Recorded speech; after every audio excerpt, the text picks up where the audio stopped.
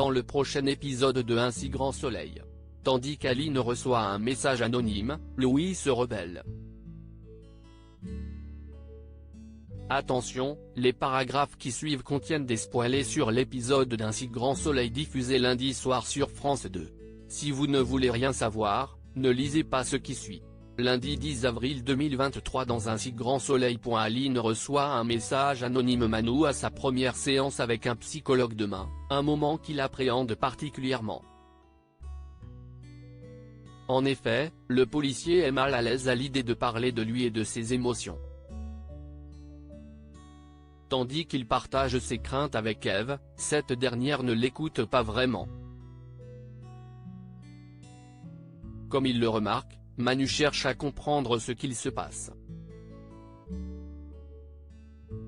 La professeure de français lui fait alors croire qu'elle est prise par son travail et le rythme des cours particuliers. Afin qu'elle se change les idées, Manu lui propose d'inviter Alex et Julie à dîner, ce qu'elle accepte.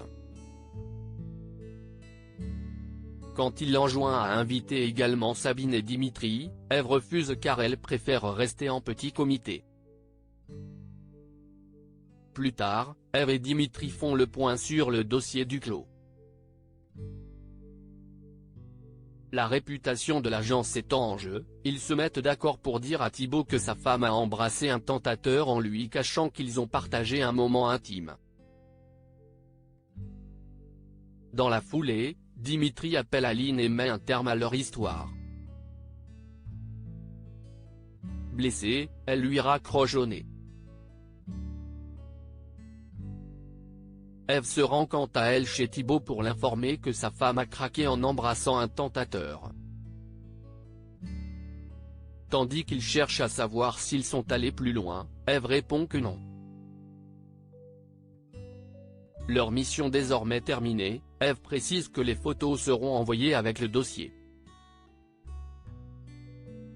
Par la suite, Eve va au lycée.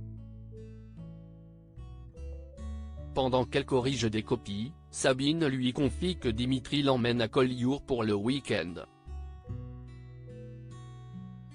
Dans la mesure où elle trouve Dimitri particulièrement fatigué en ce moment, la professeure de maths espère que cette petite escapade en amour lui fera du bien. Mal à l'aise, Eve se dit désolée. En parallèle, Dimitri avoue à Virgile qu'il a trompé Sabine. Pour Virgile, quand on prend des risques dans ce genre de métier, cela peut parfois déraper. Lorsque Dimitri précise qu'il compte dire toute la vérité à la femme qu'il aime, Virgile le lui déconseille vivement et l'enjoint plutôt à emmener sa compagne en week-end puis de passer à autre chose. La nuit tombée, Aline quitte la manade et s'apprête à monter sur son vélo lorsqu'elle reçoit un message sur son téléphone portable. Il s'agit d'une photo d'elle et Dimitri en train de s'embrasser. Louis se rebelle et si Marc et Léonore ont décidé d'accepter la proposition de Beaufort, Louis n'a pas changé d'avis. En effet, l'adolescent refuse de retirer sa plainte contre son agresseur et encore moins de lui faire des excuses. Marc tente bien de lui faire comprendre qu'il risque un casier et une condamnation mais sans succès. Louis campe sur ses positions. Malgré tout, Marc, Chloé et Robin se rendent au commissariat et rencontrent le brigadier Valois pour retirer leur plainte. Ils se rendent ensuite au cabinet L. G où Florent, Serge et Monsieur Beaufort sont présents. Comme Maître Levard remarque que Louis n'est pas là, Marc lui fait croire qu'il est souffrant. Florent transmet alors à son confrère le document qui stipule que la plainte a été retirée ainsi qu'un chèque de 1 000 € pour dommages-intérêts. Juste après, Robin présente ses excuses à Monsieur Beaufort, ce qui clôt cette affaire. À la fin du rendez-vous, Marc reçoit un appel de son ex-femme et lui raconte comment s'est passé le rendez-vous.